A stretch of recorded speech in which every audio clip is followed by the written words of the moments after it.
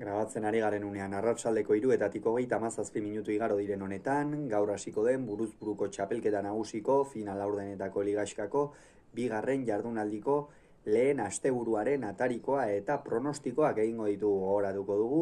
Gaur hasiko dela jardunaldia Bastidan, bihar jarraituko du Lekeition eta Donostian igandean amaituko da, eta honen bestez beste asteburu bati amaiera emango zaio, beraz, gehiago luzatu gabe has gaitezen.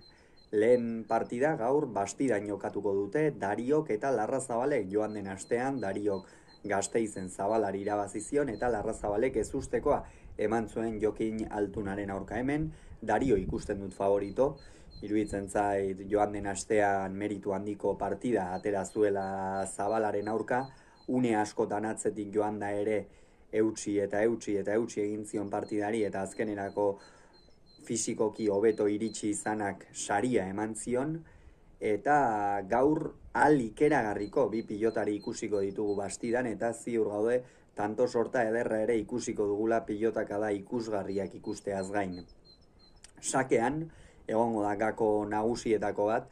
Dario badakigu zenolako sakea duen, buruz-buru jokatzeko egina dagoen pilotaria da Dario, inolako zalantzari gabe, eta hori erakusten ari da urteak joan eta urteak etorri. Batzuetan gehiago kostatu izan zaio, beste batzuetan errendimendu hobea eman du, eta urten txapelketa hasiera ikusita badirudi errendimendu oso ona ematen ahaleginduko dela. Eta bestetik Iker Larrazabal, hau berritasun nagusia izan da urtengo buruz-buruko txapelketan. Joseba Ezkurdiari irabazi zion, Jokin Altunari ere bai, ACB aurkari gainditu dituen, eta gaur Dariori irabazi ezkero historia idazten hasiko litzakeen beste pilotari bat izango litzake, inolako zalantzari gabe hankaterdi finalerdietan edukita. Hala ere, Larrazabalek esango genuke tanto amaitzeko Dario baino erreztasun handiagoa daukala, eta hor izan dezake behar bada bere aukera. Horrez gain boleaz ere Dariok baino askoz ere gehiago ematen dio,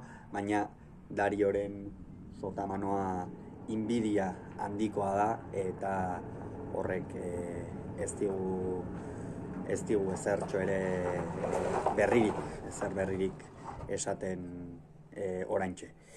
Beraz, horixe, lehen partida horretan Dario favorito. Bihar Laso eta Peio Etxeberria izango dira nor baino nor gehiago hain zuzen ere. Lauterriko final handi ura errepikatuko da, bihar Lekeitioko Santi Brouard pilotalekuan. Hemen Laso ikusten dut favorito, baina gutxigatik, oso gutxigatik izan ere, Peio oso momentu honean dagoela ikusi da. Binakako txapelketako errendimendu hori erabat ahaztua dauka, eta berriz ere txipa aldatua duela erakutsi zuen Erik Jakaren aurka, eta Unai Lasoren aurka partida oso gogorra izango da, oso borrokatua ziur gaude, baina Unai ikusten dut puntu bat favoritoxeago. Sotamanoz azken txapelketa honetan ere iztuetarekin batera zulo ikeragarriak ireki ditu, horrez gain teknikoki ere oso momentu honean dagoela erakutsi du, eta Peio berriz, tanto amaitzerako garaian ongi dabilela erakutsi du, kolpea luzatzen ere, defentsan boleaz ongi. Ea, ze partida ikusten dugu, baina esan bezala Laso favorito.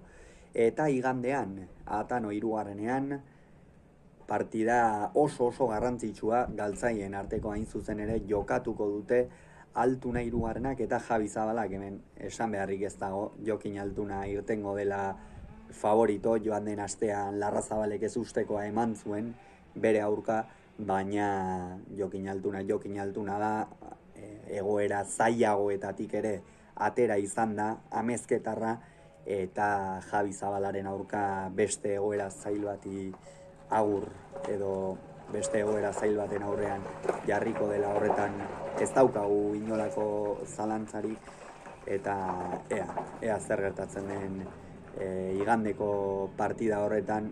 Javi Zabalak sakearekin asmatu beharko du, Jokini ezkerra bilatu, lehengoan hankazulo handienak Altunak ezkerrez utzi baitzituen, eta ea ezkerrez zuloak ireki eta Jokini mine egiteko aukera duen. Ala, aldiz Jokinek Javi Zabala iaune oro defentsan egotera behartu, eta lehengoan ere Zabalak erakutsi zuen fisikoki azken zatirako apur bat akituta zegoela, eta hor asko kosta zitzaion Darioren aurka batez ere behar bada partida hasieran eramango zituen pilota batzuk azken zati horretan ez baitzituen eraman. Beraz, jardunaldi zirraragarria datorkigu, ea zer gertatzen den, gero Dariok eta Larrazabale jokatuko duten partidaren analisia izango duzu.